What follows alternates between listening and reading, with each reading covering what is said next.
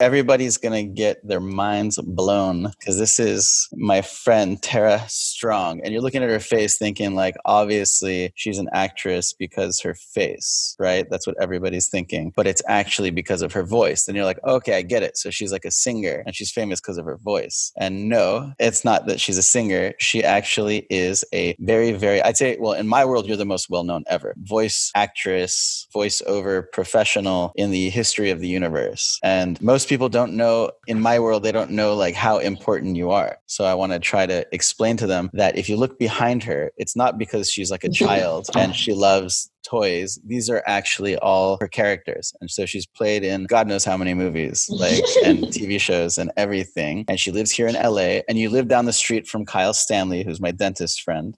Wow. I don't even know him. Yeah. Well, he stalks you just like the rest of us. Oh, okay. Yeah. So we're going to blow some minds. I know everybody that follows you already knows how amazing you are, but you're going to blow minds on this side of the world. So first, let's give people like an idea. I'll just give them like a brief kind of like, hey, this is who she is. Just so you know. Look at you. You're so prepared. Yeah, I did homework. Wow. So these are like some of the voices she does. There's like a duck over there that I would like to hear later. But how'd you get into this? Well, I grew up in Toronto, and I knew when I was 5 years old that I wanted to be singer, dancer, actress. And I didn't know that I was going to do primarily voiceover. And I always did funny voices, like every animal had a different voice. And me and my sister had like some stupid radio station that we made on like little tape recorders. And I kept begging my parents to get me an agent because they didn't really know much about acting. Like the closest thing was my grandfather was a cantor to a performer in my family. Yeah. And so I finally got an agent when I was 13. I booked my first on-camera job, which was a show with Mr. T, my first play, which was The Music Man, and then my first cartoon, which was Hello Kitty. I was the voice of Hello Kitty when I was 13. 13. And like literally the rest is history. Like right after Hello Kitty, it was like Care Bears, My Pet Monster, Beetlejuice, Garbage Pail Kids, like all these awesome shows that were co-production with American studios so that people knew who I was. So when I got off the plane, they weren't like, who's this chick? I mean, it took me a while to get my footing here for sure, but I had a pretty substantial resume before coming here. And Toronto's such an amazing place to get your start. You know, I got to do Second City there and had a sitcom there and film and over 20 animated series before coming here. So it was a great way to get a start. So since you were 13. Yeah, I could still do it. You want to hear? Yeah. Yes. Hello Kitty's Fairy Tale Theater is proud to present The Wizard of Paws. It's good. See, so every time I talk about you with somebody, I'm like, listen, we all have like this annoying friend who tries to like make voices all the time and it just gets on our nerves and they're trying to go into like a cutesy voice. And then I try to explain it. I'm like, no, but Tara, when she does it, you're just like, do more. Oh, you're so cute. Yeah. You know, it's funny because a lot of times people will say to me, oh, I want to do voiceover. And they think that because they have a cuckoo voice, that means they could get into voiceover. And I'm like, no, you have an acting background. I mean, I've taken, I can't say how many acting classes, singing lessons I still take. Like you have to have an acting background so that when you're doing something on camera, the visual is obvious. There's, you know, cameras everywhere and there's sets everywhere and other actors to work off of and props. But when you're doing a voiceover job, you have to imagine all the action in your brain and bring that action forth to life, or else it's not going to translate in the cartoons. You have to come from an acting background. Yeah, and I was thinking about that because when you have a script that you're going through as an actor, you're reading through it and you kind of have some inclination as to what the character is supposed to like sound like or be like or move like, and then you interact with the other actors and you kind of figure it out and get it going. With voice acting, you have to kind of sit there and imagine it yourself and develop this personality of a whole entire person. Like it's kind of there in the script, but you have to come up with your tone, your accent, your pitch, whatever it's going to be. Oh yeah, no, always. Like I do all my auditions here first in my home studio, which I'm so lucky to have right now during COVID. But basically they'll send you a drawing of the character. They'll send you a character description. Sometimes you'll get a show Bible to get like a vibe of the show, where they live, what they do. And then what's called sides, which is a portion of the script. And then you as the voice actor have to try to think what production wants that character to sound like. And I like doing it myself. Like some people, even at my level, like going in and being directed. I don't like when they tell me what to do at the agency.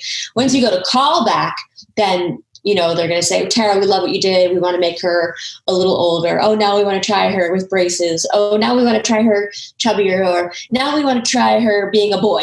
And so you have to be ready to play around and be like their putty. You know, you have to, whatever. And do you think with like now with more and more experience, you have like a substantial advantage? You know, so there's someone who's hiring or trying to figure out who they want.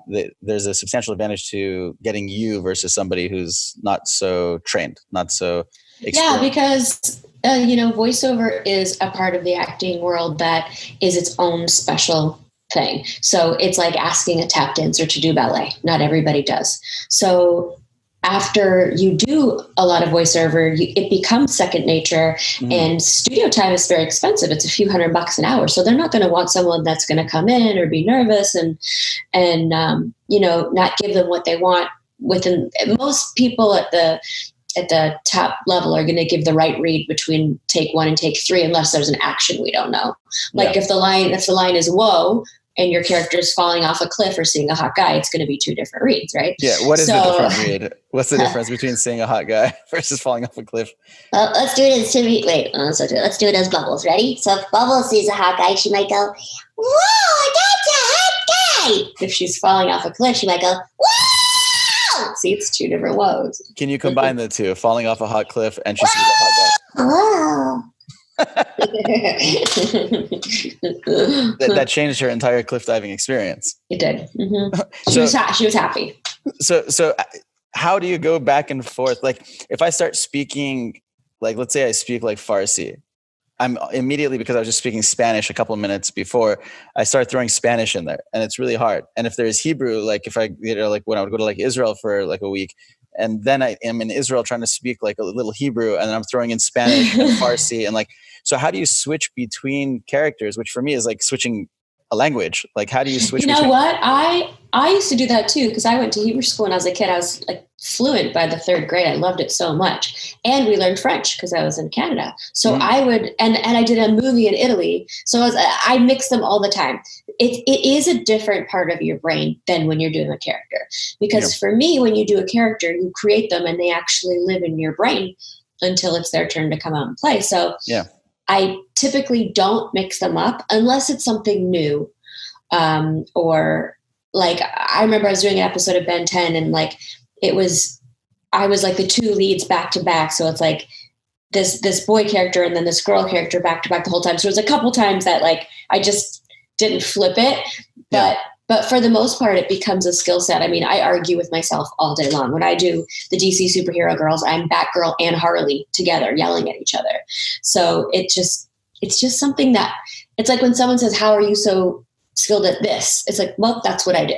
I remember one time I was leaving a Rugrats session and there was an artist and he's like, oh, let me give you something. And he drew my character, Baby Dil, like doing the craziest stuff. And he did it so fast and it was such a good drawing. And I was like, whoa, like, how do you do that? And he said, how do you do what you do? And I went, okay, like, that's right. I get that. That makes sense. Like, that's what we do. And this doesn't give you like a multiple personality disorder where you No, I think it does. I think it does. Do you become some of these characters, or do you end up having a kind of I mean, I break in flipping? Yeah, I break into characters all the time, and it's pretty like it becomes addictive. Like my friends start doing it too, and it's also like a nice thing to have. Like if somebody owes you money, it's way easier to go, can I please have that money? Then give me my money, right? Like it can be helpful in situations. Yeah. So over here, out of these characters, wait, do you have a favorite character of all time even? Yes. Which one is it? Okay, let me see if you can see. Can you see behind me that little mermaid? She's going like this on the rock. Can you see her? Yeah. So they actually filmed me and they drew my face on her, and she is the Little Mermaid too. She's Ariel's daughter in the sequel. And I was fangirling like crazy. Like, I loved The Little Mermaid so much. So to get in the booth and sing with her, like, I could have died the next day. That was, you can see her right in the middle. She's Melody. She's the mermaid. Oh, that one right there. Yeah. But like, separate of that, I had so much fun doing Batgirl alongside Mark Hamill, Kevin Conroy. I would like pinch myself every day. And Powerpuff Girls was stupid fun. Like, that's the one thing about my job is really, I get paid to have fun just all the time, you know, and you'd be hard pressed to find a voice actor that wasn't really nice, kind, giving, funny. And we just have the best time. You know, before Stan Lee passed away, I did Spider-Man with him. I played MJ, and he would come and he would come in a few times, and he was like in his 90s and so healthy and happy and running around. And I'm like, what is your secret? And he said, get paid to do what you love and don't retire. Mm-hmm. Like, keep getting busy. I'm like, oh, I love that. And I do. So awesome. You know? And so, I mean, I guess for you, as you go, you don't need to retire. And this is kind of what we're talking about with longevity. Like, so what do they do? Who do they choose to have a character like The Simpsons, for example? Yeah. And, you know, you have The Simpsons running for like 30 years or however long it's been running, which is insane. If you had gotten Bart in puberty as a boy doing this voice, after a couple of years, you got to kind of switch to a different actor. So what's actually common in the world of like boys and things like that can change voices? First of all, if I had booked The Simpsons, I could retire a long time ago, even though I just said don't retire. The thing is, most little boys, most of the time, are voiced by women because little boys' voices change. So they're not going to hire someone whose voice is going to be unusable next season. I mean, I have a 15-year-old who sounds 25. Like, it's the craziest thing. Also, you don't have to worry about school. I mean, even though I started as a kid and there are kids in the business, it's easier to not, because then they don't have to pay for a tutor on set and take breaks for them to go to school. Mm-hmm. And there's a rapport in the studio that, like, on certain shows, I don't know. It's just typically it's women voicing. Most of your favorite characters are, like Timmy Turner. It's me. It's a girl. Usually I know that guy. You know this guy? Yeah. Did you watch this show? We used to hang out. I just didn't know it was your voice. You didn't? I did not know. Oh my gosh. Wait, so what other boys have you? I don't want to say what other boys have you done. I'm trying to figure out. I've said that on social media. Sometimes I'm like, that came out wrong. This guy, Benton. Don't be a dweeb. Don't be a dweeb, man. Go on hero. Oh, I like that one. And then on that picture, let me see. Let me show you. I had that picture too, because I just did an Insta Live for Meals on Wheels. We signed autographs live. It was awesome. This guy, Terrence. Oh, yeah. He was on a show called Foster's Home for Imaginary Friends. That was like one of the most challenging boy voices. It was like, you're a loser. Like, it was like really guttural. Raspy. Like, really, really raspy. Yeah. Yeah. I've done a lot of boys. There, I said it. I've done tons of boys. And what about Ted? What's that little bear? Oh, so it's so funny. I was sitting around and I get a text message and it said, do you want to come do my table read? And I didn't recognize the name. And I said, who is this? And it just said Seth M. So MacFarlane, who I've known since season 1 of Family Guy, I'm like often Stewie's girlfriends and extra little characters and stuff like that.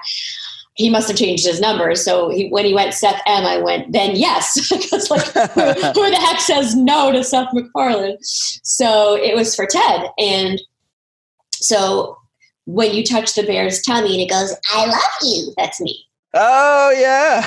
I like it. If you're in a relationship with somebody, do they poke you and make you do that like a bear? All the time. It's so irritating. So the thing that I want to see before I get to the fun stuff is like, what do you have to worry about voice preservation? Like, is your voice like J-Lo's ass is what I'm trying to ask, because JLo's I asked, think like so. they had all. It's similar, right? They said they have to insure it to make sure nothing happens. Like, how do you make all these voices, and what do you do to what do you do to save it for the long run so you don't have to retire? I really should insure it. That'd be good. And then you keep it like looking tight throughout the years. So that'll be your job. So first of all, I've never smoked. I'm vegan. Mm-hmm. So I'm super duper, I'm a healthy vegan. I'm not like someone eating just French fries all day. So Crossroads. I eat really healthy. I love Crossroads. Oh my God. I eat really healthy. I don't smoke. I typically don't go to like concerts where I'm going to be screaming and stuff because I don't want to blow out my voice. And if you're sick, normal sick, not like right now, you don't go to work because you don't want to get everybody else sick. It's a pretty small controlled space. And you just got to rest if you're not feeling well. So I usually go in the studio with like 3 or 4 different drinks. Like I love these. I don't know if you have these. I'm not working for them. I just love Zevia. It's like it's a diet. Isn't that the sweetener one? Yeah, it's a diet soda with no aspartame, so I love it. So I'll usually have that and like a giant, dairy-free coffee bean latte, and I'll have water. Like I stay hydrated with a bunch of different things, and they give you breaks. Like the most taxing jobs are video games, where it's just you for 4 hours. Like typically, when you're doing an animated series, the actors are in the room and you can play off each other. But when it's a video game, it's just you for 4 hours. And often you're like doing 30 or 40 death sounds. So it's like, you gotta, I don't know. It's JLo's butt. It is JLo's butt. And can you do a voice in another language? Have you? I've done, well, first of all, I've done characters that speak Spanish or speak another language for a few lines. I've done tons of accents. I've done, fictional languages. One of my biggest video games is, let's see, where is she on here? Where is she on here? She's got to be on here because she's like the most popular video game voice ever. Wow, where is she on this poster? Okay, hold on. I'm going to find this one. Is it any of these guys? Here she is, this chick. See this chick? Yeah, she's right there. No? Yeah, this is Riku. Yeah. Final Fantasy. This was like, we would go in and the scripts were like storyboards. Like they were this big, huge script. And they had a completely made up language that the guy who wrote it knew how to say every word in the language called Albed. And it was pretty amazing. And then, of course, we also do dubbing stuff. So stuff that comes from another country that we then, as the voice actor, dub over, which is not as fun as original voice acting because when I go first, they animate to me. So I get to be way more creative. When people ask, like, who goes first, I would say, like, imagine Robin Williams having to have watched The Genie. You would have got half the creativity. Right. And, when I was doing Garbage Pail Kids, my character was Patty Putty. And I'll never forget, I was like 15 and I was really learning the concept of what he was saying. And my character, like, she could just stretch her skin out. And the line was, in that case, would you please explain what's going on? And I went, in that case, would you please explain what's going on? And he went like this, like, and my tongue, like, it was like crazy. And he said to me, like, it's so much fun to animate your voice. You give it so much color. You give it so much fun. So when you do something original, you get to have complete freedom. When you're dubbing something, you're matching lip flaps that already exist in another language, and you want to get the acting right. So it's more challenging, but it's also like really cool to be a part of like some big anime stuff like Princess Mononoke and some of the bigger productions that I've done are so beloved by fans. So. Oh, wow. And whatever happened to Rugrats? I love that. Oh my God, that was so much fun. I was so much fun. I first booked Rugrats as an additional character. So they had Angelica was at the park and she was kind of terrorizing her babies as she did. And then there was this other kid named Timmy, which was me terrorizing his babies. So they kind of had this love-hate relationship and they decided to have this Olympics like competition. And it was such a funny part. He was really bratty and I played my own younger brother, which was really fun. And they liked me. I was like, I just remember because we didn't have Rugrats animation studio in, Klasky Csupo in Canada. So I was like, oh, I'm so happy to work for them. And then originally for the Rugrats movie, which is the first time they introduced Baby Dil, they wanted it to be an A-list celebrity. And I think they initially said like the dream choice would be like Madonna at the time. Yeah. And they asked me if I would guide track it. So often for big feature films, they'll get a big voice actor to come in and do the guide tracking for them so that they can either start the animation, have an idea of the timing and the pacing, or maybe the A-lister doesn't do voiceover, so they can just get little hints of where to go. And most voice actors will say yes to doing this because sometimes you get to keep the part, which is what happened to me. So I came in, they brought me in to do Baby Dil, and I had to do this cry. Do you want to hear it? It's pretty bad. It's pretty loud. Yes. Okay, wait. I should back off the mic a bit. Ready?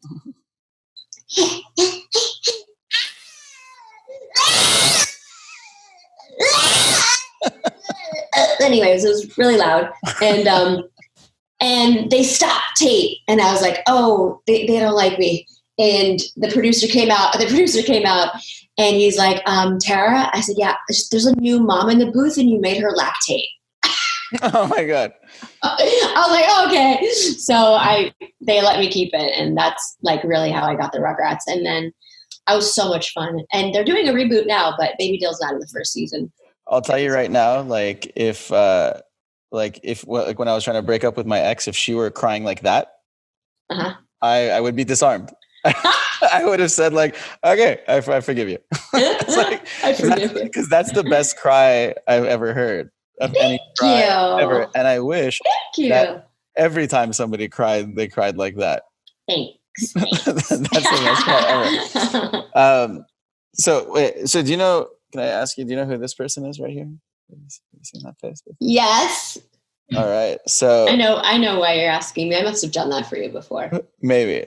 Can I hold this up and then can you do something? Oh, Billy, you're so stupid. You should have said I love you infinity plus infinity. Do more. What is a quiz? It's a food that starts with the letter Q, Billy. Jeopardy is gonna call. Thank you. That's the best. So my friend was actually in White Men Can't Jump. No way. Yeah, Dwayne Martin. He was in it. So wait, what part was he? He was one of the friends, one of the basketball player guys. Oh. Yeah. He was in that. He's got a lot of those big basketball movies, but your Rosie Perez is on point. It's pretty good. In case they need like a dub at any time, you can always take over. So I have done that. So have you? Oh, that's cool. So with this voice, have you been able to use it for good or for evil? Like, let's start with evil. Have you been able to trick anybody in like a really funny way, play a prank, and I want to hear the stories, or catch a cheater by pretending you're somebody else? So let's start with those. Wow, that's so random. Actually, it's funny that you say that. I just remembered that I did do that for someone. I cannot talk about that in too much detail because I don't want them to get in trouble. But yes, I have used my powers for evil many times. I especially like when people used to have answering machines, I'd leave all kinds of crazy messages on machines. And also I love using my powers for evil for telemarketers. You know, like if somebody calls my house, especially dinner time, I'll be, hello? My mommy's not here. I'm all by myself. Like, you know, just keep talking to people till they hang up and, you know. And one time for the cheater, it was a friend of mine and I did help him by pretending to be another woman in the situation. I've never told that story. Oh my God. Okay. So how did it go? Clear your voice. I was like, just so you know, he's my boyfriend too. Something like that. I played some hot British chick. Oh, okay. So you don't always have to play a kid. Oh my God, no. Actually, you know, it's funny. When I was doing Rugrats at the same time I was doing Drawn Together, which your brother really loves. Oh my God, we all really love. I've seen every episode of Drawn Together. Oh my God. So and at the time my mother-in-law was visiting and she was coming with me to all the studios and I brought her Rugrats and then I brought her drawn together. I'm like, just so you know, the second job is not Rugrats. Yeah. Like, It's a little more pornographic. Yeah. But it was so much fun for me because like I'm in a studio all day doing kid stuff, which is fun. But then to get in a booth and do swear words, that was really fun. So you're pretty much saying people can hire you to like help catch cheaters and to do swear word pranks. Yes, probably. Things. I like it. And then, the good side is for me personally, social media and social media can be scary, but I think the good way outweighs the bad. And going to Comic-Cons, there's a lot of kids that really relate to my characters. And, I'll meet them at cons and say, Raven got me through the worst depression, or Timmy Turner got me through my parents' divorce, or like whatever it was. And all the time people say thank you for my childhood. And I have such amazing stories. Like there was this one girl dressed as Raven, and she was talking and talking and talking. And I looked over and I saw her mom really crying. And a lot of people cry when they meet me, but this was like extra cry. Yeah. And so I went over to her and I'm like, are you okay? And she's like, my daughter is severely autistic and hasn't spoken in 5 years. And she heard you were coming and she hasn't shut up. And I'm like, oh, I love that so much. And there was another kid who he was born deaf and he was dying to meet me and get a Harley Quinn print. And his mom's like, I don't know why he loves you so much. He can't hear you. So I signed to him. I know enough words to sign. And I asked if he could feel the vibration in my voice. And he said, yes. So I put his hand right here and I did the voice for him. And he was like, and that's all on video. It's so cute. And sometimes kids are on Twitter saying, I feel like really alone. I feel like I want to end it. And like, I'll DM them and call them. And I've talked to kids with like a gun in their mouth and said, listen, I'm here for you. I'm your friend. And like having that kind of effect on people, especially like the pony community, my God, like I love the pony fans. Mm-hmm. And when we first started, we had no idea that it was going to translate into adult fans. And I was like, someone said, what do you think about bronies on Twitter? I'm like, what's a brony? I had no idea. Yeah. And it's like this adult fandom for My Little Pony. And I started meeting them at cons and there's like hot army dudes that like paint Pinkie Pie and Twilight Sparkle on their tanks to get them through hard times. And like, they're so silly and they're like from kid age to like 80-year-olds and they're getting tattoos and they love this show so much. And of communities that come together for each other. If someone's being bullied, if someone's sick, they're donating. And I use my social media to raise money for any kind of charity all the time, typically animal charities, or like I just did Meals on Wheels last week with Kevin Conroy, and I'm going to do another one next week on my Instagram, and I'm going to do Doctors Without Borders. And it's so great to be able to use social media for good. I'm really, really grateful. Yeah. So, I mean, it's kind of like, it's better than just having Brad Pitt call you because like, I'd like Brad Pitt to call me. What are you talking about? Yeah. But like, if you call, hey, you could have Brad and Angelina and their cousin and Billy Bob Thornton. You can have like all these characters and then they're all there in one person. There used to be an organization called Famous Phone Friends, and they would have this yearly event where they would rent out, I don't know how they did it, but they got a huge office space and they would have celebrities call kids, a lot of Make-A-Wish kids and stuff like that. And I remember I was there, like, I think the year that Rugrats was really big. And there were a few like A-list celebrities that are like, is Tara Strong here? Like the kids just want to talk to Tara Strong. But sometimes people like hear my voice and they like freeze, right? They're like, to see me doing it live, they're like, it's funny. It's fun to get different reactions like that. And you feel now, as opposed to like, let's say like 7 years ago when social media wasn't so big, do the kids now know who you are more? I mean, I feel like my predecessors had no idea how beloved they were because now everyone looks up who their favorite voice actor is. I mean, I get recognized in my daily life quite a bit. Nothing like at Comic-Con. Like there, I'm J-Lo for sure. But in my real life, people say who's the voice. They look up on Google who's the voice of Twilight Sparkle, who's this voice. And there's so much love for us online. And the fans are super important. The fans are the ones that dictate, if you're going to stay as a character, because we don't own the characters once we make them, right? Like they could say next year, you're going to do our show for no pay raise or else we're going to replace you. And we're like, what? And they could. Yeah. It's the fans that go, Tara Strong is the voice of Raven. Tara Strong is the voice of Harley, or whatever, they love me for. And then the studios pay attention. And I don't know if you saw, but someone over here was like saying season six, that's for Teen Titans. Like, people love that show so much, and it ended at a pivotal story arc. So people are like, where's that show? And we're doing like Teen Titans Go right now, which is a silly version. And it's so much fun. The only reason that show works because the fans were voracious for season 6, which still hasn't happened, but I think it will. Yeah. The only reason it works is because they kept the original cast, and that's because of the fans. So thank you. Fans. And I think that's awesome. I don't think in the past they had, that kind of connection with the characters. Like now you kind of do see them, you know who they are, who the person is playing them. Yeah. You have I didn't even use my social media to say I was here. I should do that. Should I tweet to everybody that I'm here? Yeah. Say, hi everybody. But you can't tweet in like a different voice. Well, I could if I wanted to. I post tweet videos all the time. If you can, that would be fantastic. Do it in a Rosie Perez voice again.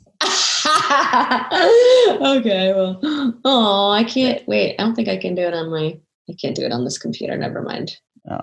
So I think it's awesome how it gives you guys more power now. And I think back to the voiceover actors that they only knew within the industry. Right. And, so you'd have the guy that's like just doing one world and and those guys that do promo are a totally different world. Yeah. There's the guys that do promo and women, some do women, it is predominantly men, but the promo world there's not necessarily a crossover. Sometimes there is. Like one of the guys that does In a World, Jim Cummings, is also the voice of Winnie the Pooh and Tigger. But and my friend David Kay, who does a lot of promo work, is my grandpa on Ben 10 with me. But for the most part, those guys are in their home studios all day doing live feeds and bookends and trailers like all day. And it's a different world than being able to go to a studio and interact with the actors. Right. Yeah. And you're I think you're in a different community overall. Like, do you guys, is the industry big or is it small? The voice actors that work all the time, it's a pretty small community. Like, we definitely all know each other. Like, if I hear someone say, oh, you must know so-and-so, he does cartoons. If I don't know the person, then they don't really do that many cartoons. Like, the people that work all the time, if I don't know you, you don't exist. We really do. And we love each other. Like, it's the most beautiful supportive community because in on camera, so much about your looks matter, right? Yeah. And in voiceover, I worked up till I delivered my kids. Like many people work up until their 90s. June Foray was working till she was, till she died. And that's like a really beautiful part of the industry. Sometimes you see some ageism in it, but for the most part, you can really sustain a longer career. And certainly right now, during this crazy pandemic, like I'm in my home studio working every single day. Mm-hmm. And I'm so lucky that I have that set up because my studio tech guy isn't going to people's houses. So I already have my studio set up and I can do recordings from there straight to air. And I can do ADR sessions. I can sing to click tracks. Like I'm set. And I have a big celebrity friend that wanted to get into it. And I called my agent. I thought she'd be thrilled. She's like, Tara, you have any idea how many A-list celebrities managers are calling me now because they can't work and they're dying to do voiceover? We can't. Like, unless you're set up and ready to go. Yeah. So I'm like, whew, thank goodness. I'm all set up and ready to go. And is the A-list world in the voiceover world a little different? Meaning like you have promo and then do you have kind of more TV type stuff and then movies, or is movie kind of movies, it's a tricky game. Like a lot of times they'll pick an A-list celebrity and, they think that it helps box office, and maybe it does. If you look at movies like The Little Mermaid and all the Disney classics, they didn't have big celebrities in them. Yeah. And a big celebrity in them doesn't necessarily mean it's going to be a better performance. But with that said, there are some A-list celebrities that are brilliant at it. Like I said, Robin Williams, Tom Hanks, Mark Hamill. Like when I would sit there watching him do the Joker, like knowing he's Luke Skywalker, like I'm watching him and he's the Joker, man. Like he's brilliant, like so good at it. So there's for sure room for big on camera celebrities. My only gripe is the difference in pay. Like, like Cameron Diaz gets $10 million for Shrek. I'm like, really? I could have done that. But if I did it, they would have given me like double scale. It would have been like $1,500. I'm like, it's not. And a hamburger, which you don't eat. I don't eat, exactly. Yeah, so they give you the wrong thing. And so in a lot of those Disney things and Shrek, they break out into song and they start singing. So as a voiceover actress, like actor, you're doing everything, boys and girls and singing and not like, do you have to be a singer or do they bring in singers for that? I will say that most people in the business are singers. And it's because most people didn't know they were going to do primarily voiceovers. They're performers, and a lot of performers are triple threats or whatever. But most singers have a good ear. So they're going to be able to mimic a sound. Within acting, there's a lot of notes. There's lots of ups and downs. So you have to know how to manipulate your voice. And then singing in character is another thing. Like when I sing as Timmy Turner, it's not pretty. It's like, I wish every day could be Christmas. Like I have to sound like him when I'm singing, right? Or Bubbles, because love, makes the world go round. That's not how I sing, right? I sing like Princess Clara, like when I was singing, Princess Clara songs.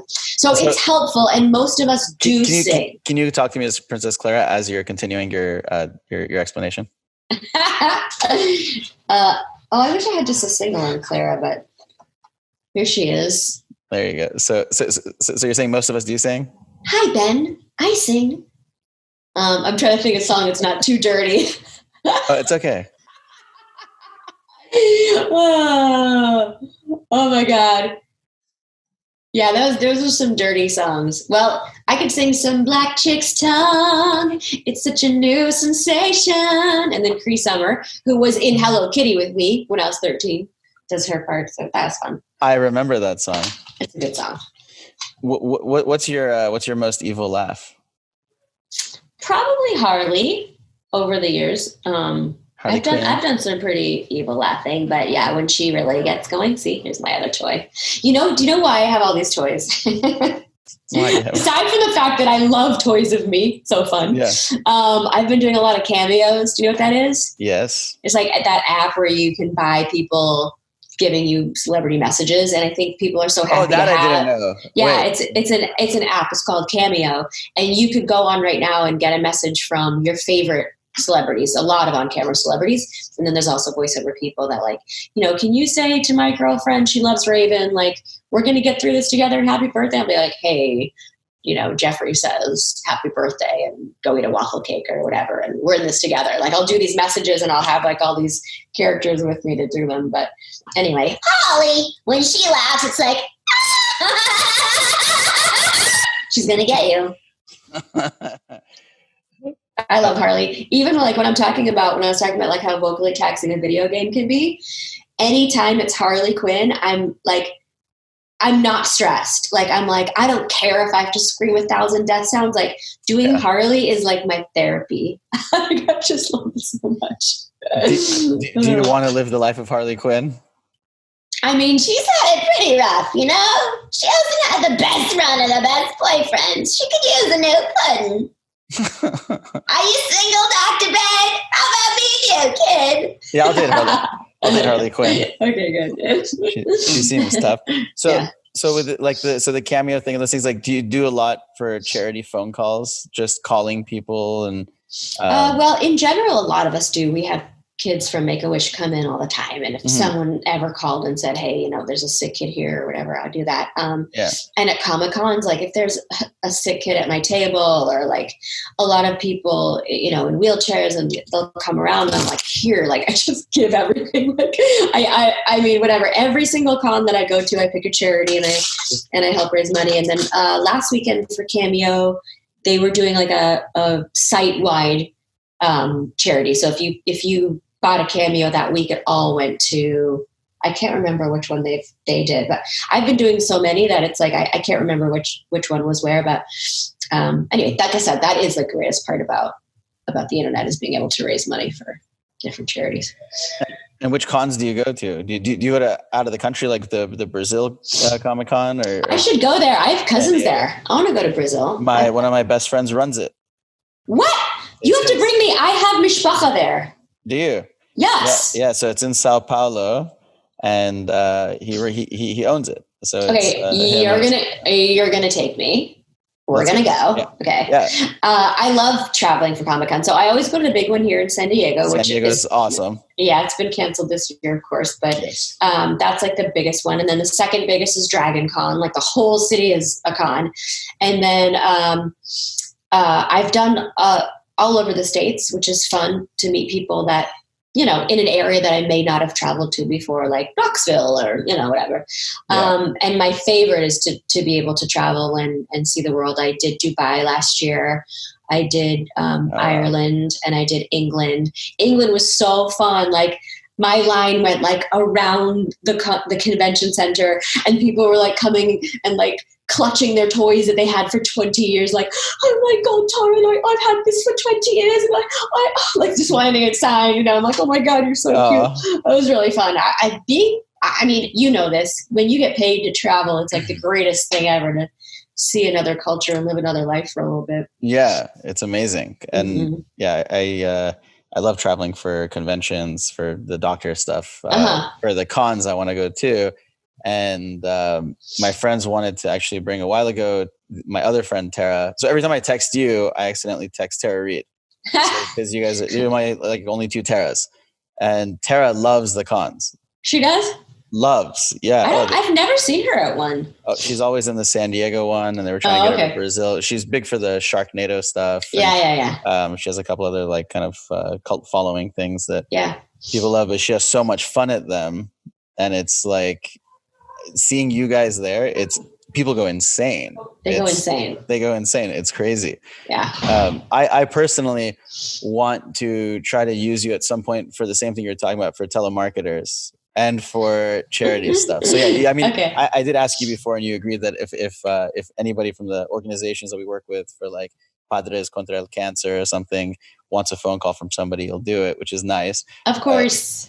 Which is great. But also the telemarketer thing. Like, so I think, you should be doing the Cameo for telemarketers, like you were saying, but get a little crazier with it. Like, so you're a kid that picks up the phone, and then the kid is like, hi, how are you? And then you just start yelling, Mommy, the man on the phone's trying to tell me to take off my clothes, and like really scare the guy.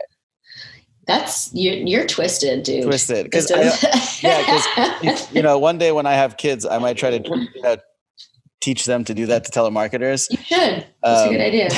But I don't want them walking around the street doing it. It would be risky. But I definitely want to ask you to do that at some point for these kids. Show them that you're available. I think you're the most cost-effective part of Make-A-Wish Foundation. Because all the other wishes are so like, it's really a costly thing to make a wish happen for somebody. So it's so awesome that like they can reach out to you and you're available. Well, and it's nice too. A lot of times Make-A-Wish will fly kids out from wherever, like if they're big fans of Teen Titans, and they'll come watch a recording. Oh, they'll actually come for the whole thing. That's cool. Yeah, they'll fly them out. And there was this one little girl when we were doing Rugrats. And the stories, like you remember them, like she was in a wheelchair, and when she came into the session, she was like, like watching everybody, like she was so excited. She was so happy. And a week, and her whole room was baby Dil. She loved the littlest baby. A week later, I got a call from her mom in tears that she had passed. Oh. And that to thank me for giving her the most amazing memory. And I was like, oh my God, like, I can't imagine like that. Anytime I get asked to do that stuff, I'm all in. No, it's amazing. I mean, you go into acting because it just kind of happened, and then never expect. A lot of people do it for fame. A lot of people do it for money, for business, for whatever reason they get into it, or the art of it. And you never expect to see, from what I've seen from you and from some of my other friends, what an effect you have on people's lives. Right. It's so cool sometimes when you can just do something so small that you think is so small, and then it's like, this kid forever remembers what you said and forever changes their lives. Or you have military commandos with like, sparkly like unicorns on the side of their tanks. They're the greatest. They're the greatest. I love them so much. They're just hilarious. Yeah. No, that's really, really amazing. And I think the whole world of like voice acting is just so, I don't think a lot of people are aware of how cool it is. I'm certainly getting exposed to it now. So I see the first time I got it was actually for there was a movie that was more about the promo voice acting, which was, I think it was called In a World. Yeah. In a World. Yeah. So that was the first time I saw it. And I'm like, oh my God, it's actually kind of like this. It's crazy. Yeah. Oh, well, lovely. All right. So we're at 45 minutes. Let's see if anybody has any questions. So, well, they're asking, how do you buy a Cameo? Another one, how do you buy a Cameo? You just, if you, it's an app. I think it's an app where you could just go online. If you look at Cameo, if you Google Cameo. Yeah. And then you can actually search throughout. There's tons of actors on there. Like, you'd be surprised how many people are on there. And you got, was that you and Drawn Together as Toot in the Fat Camp reunion? Yes, everything in Drawn Together is me, Toot and Clara. Yeah. Wait, so can you do Toot's voice? Toot, tooty, toot. Hello. Doesn't anybody want to? I'm not going to finish that sentence. Oh, I love Toot. I do too. It's so much fun. Nate loves Toot. My brother's going nuts. And do you have favorite episodes, or are these like children? You can't choose between your episodes. I really loved Fairly Odd Parents. I loved the Christmas special. I love, like, when we did the crossover movies. I loved the Channel Chasers movie. I loved when Timmy got a magical pet dog, Sparky. My friend Maddie was the voice of the dog. That show was just so much fun. It was one of those shows where some shows can take a long time. We would do, like,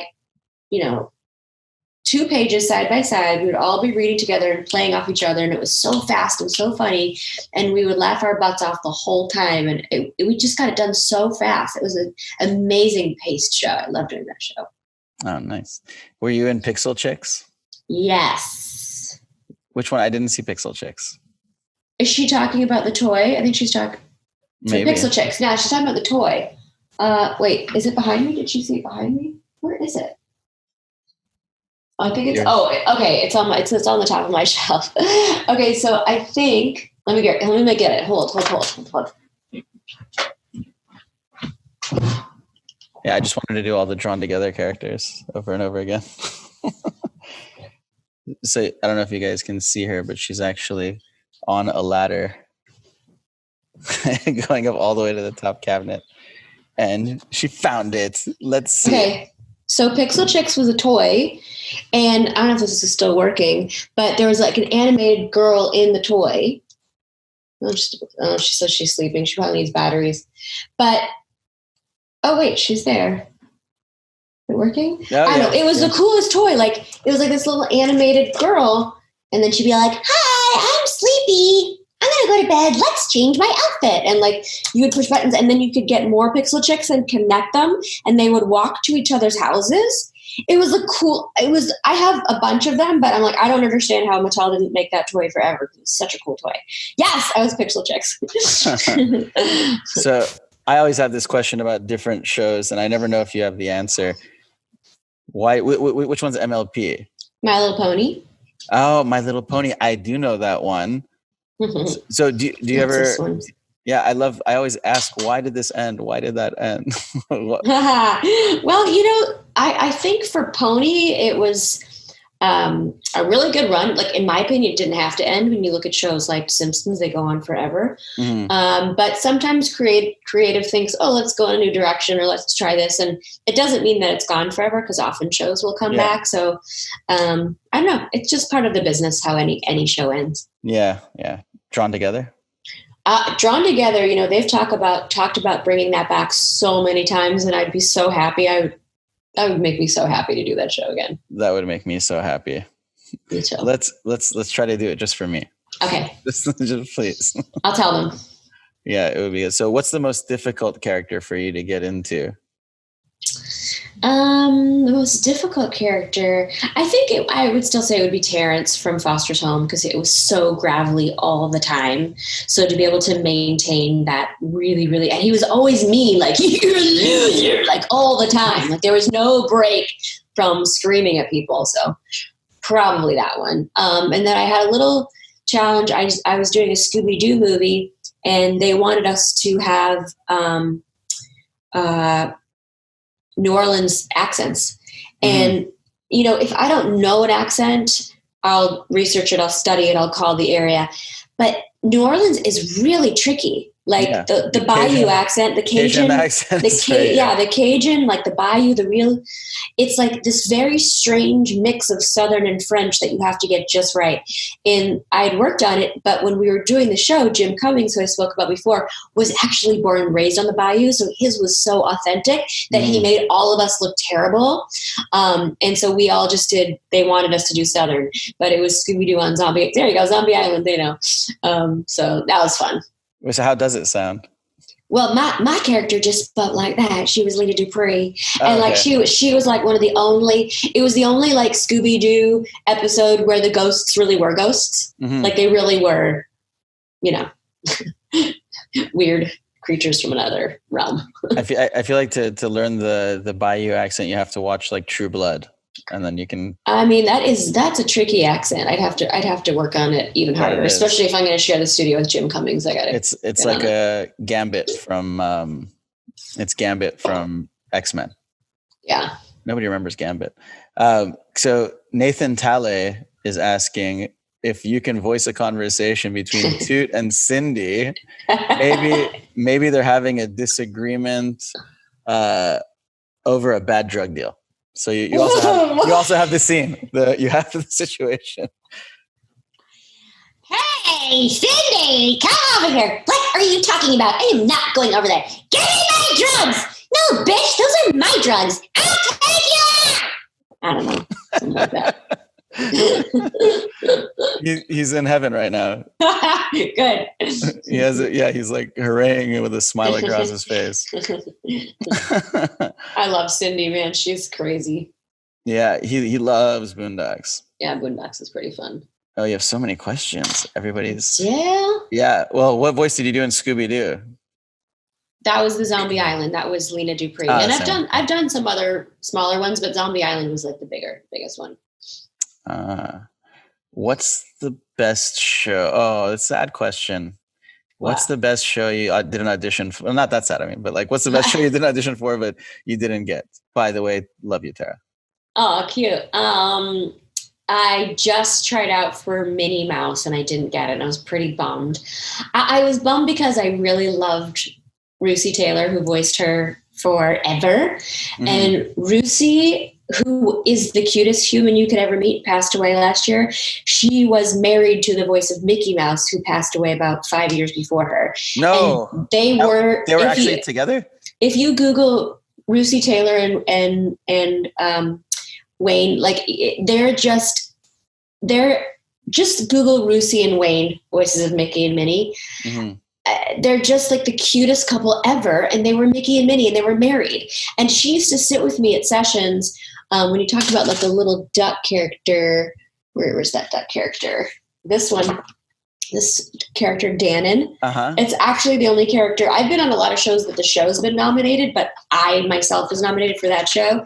And she was a little Irish duck. Hey, Irish duck, get out of here. So I did that with Russi, and Wayne would come watch, and she would hold my hand, and she'd go, "Isn't he so handsome?" And they were like the cutest couple. So I loved her very much. So partially for that, I really wanted to book it. And also because like, how cool would that be to be Minnie Mouse? But I didn't get it. So there you go.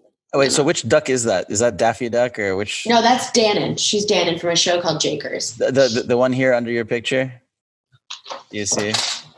Oh, that's probably from a DuckTales episode. I don't even know what that one is. That's a fan made that collage. I believe them, by the way. The fans know way more than I do. Like when I go to cons, they're like, "Remember when you did this and remember when you did that?" I'm like, no. So people want to know there's Teen Titans. Will there be a season 6? And also, I told you were asking that. And the Equestria Girls, will that continue? Hashtag save Equestria Girls. I think there will eventually be a season 6. I don't know why they don't do it right now. The fans are screaming for it. I'm sure there'll be more Equestria Girls. I haven't done one yet, but I'm sure there will be more. And do you miss Russi Taylor? Yes, very much. And can you talk like this? Well, there's a lot of, can you talk like this? Can you talk like that? And then how do boys navigate? Oh, this is too complicated. How do boys navigate voice acting as their voice starts to change? Oh, that's a good question. Well, just become a girl. That's easier. I'd say for kids to sustain, I think sustaining a career in showbiz is tricky anyway.